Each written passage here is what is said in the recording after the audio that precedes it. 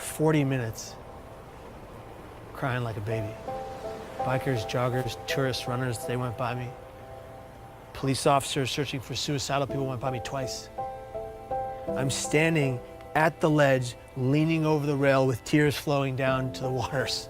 And I thought to myself, absolutely nobody cares. And then the voice in my head said, jump now, and I did. And the millisecond that my hands cleared the rail and my legs flew over it was an instant regret. The depression was wiped from my mind, and all I wanted to do was live, and I thought it's too late. Kevin Hines was 19 when he jumped off the Golden Gate Bridge. He is one of the many incredible people that I've been grateful to meet over the past 3 weeks as I aim to further understand the complexity surrounding suicide. And I know I've made mistakes. I know I've let people down. But what happens when you're given an opportunity to help make a difference in the world? The backlash against the social media star. Very popular guy called Logan Paul is in some hot water. He's a complete and utter insensitive idiot. Taking a break from daily vlogging. Even he says his latest content was his biggest mistake. I want to apologize to the victim and his family. It's time to learn from the past as they get better and grow as a human being. I'm here to have a hard conversation so that those who are suffering can have easier ones. So I've never been so humbled in my life by a single event. Were you kind of shocked by it? I was shocked to discover just how big this is. You've never known anybody that killed themselves? No one. And that was part of the problem. It's just my ignorance on the subject. But in Ohio, where you come from, it's the second leading cause of death. And I know while I'm not able to solve the problem by myself, I want to be a part of the solution. And that solution began across the country in New York City.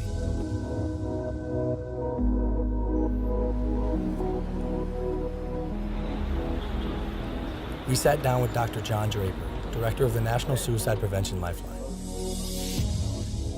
We have to change the conversation publicly from just focusing on suicide and how something bad is happening and say, well, what do we do about it? Help people understand that the first thing they need to do is reach out and talk to somebody when they're feeling in despair. Because you're not alone with it anymore. They've done studies with people who are experiencing any kind of pain, including hanging off a cliff. You can hold on a lot longer if somebody is right there with you.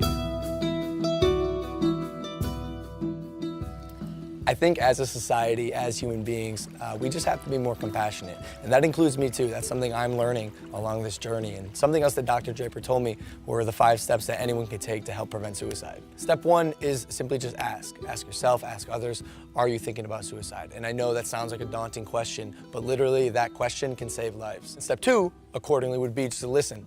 Be present. Don't make any judgments. And then step 3 would be there for them, even after you've already asked, because dependability is key. Step 4 is then help them connect, whether it's with a friend, a family member, a local suicide hotline, therapist, but help them reach out to someone so they don't have to deal with this alone. Lastly, step 5 is just check in on them, show them that you care. Call them up, say, hey, I want to make sure you're okay. Can I check in with you over the next few days? So one of the things that is so important about reducing stigma is getting stories out there about people positively coping with suicide. Do you guys know anyone I could talk to with the lived experience of suicide? Absolutely. We have quite a number of people that we could refer over to. Yeah. That'd be great. Yeah. And that's how we got introduced to Kevin Hines. 17 years ago, Kevin jumped off of the Golden Gate Bridge and survived.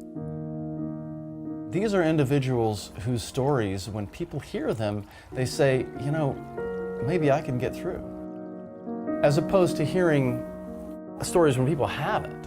And those are, unfortunately, those are the stories that we've heard before. Now we're hearing more and more stories of people being more open about it. And as I was saying before, Logan, for every one person that dies by suicide, there's 287 other people that think seriously about it but don't. Those are stories, again, that have not been told. If we told those stories of people who got through it as opposed to one who didn't, imagine what kind of influence that would have on people's behavior.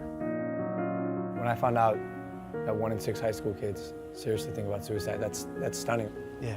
This is such a common problem. Logan, all I wanted was for one person to look me in my eyes and say, hey kid, are you okay? I am so grateful to be alive. And I'm grateful today for every millisecond I get to breathe. Because it was almost all ripped from me by me. What's one thing you would have said to your younger self To the Kevin who was 19, sitting on the bus, if you were next to you, and instead of the guy who pointed and laughed, what would you say? I would just put my hand on the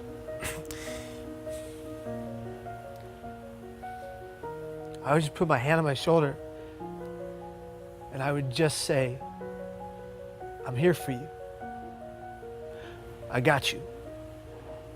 We need to be a society that comes together for every person in the community that's going through hell. And in order to do that, every person that's going through hell, whatever hell, has to be honest about their pain.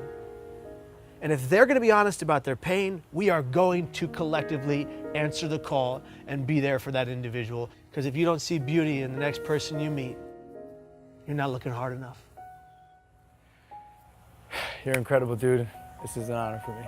It's an honor for me too, brother.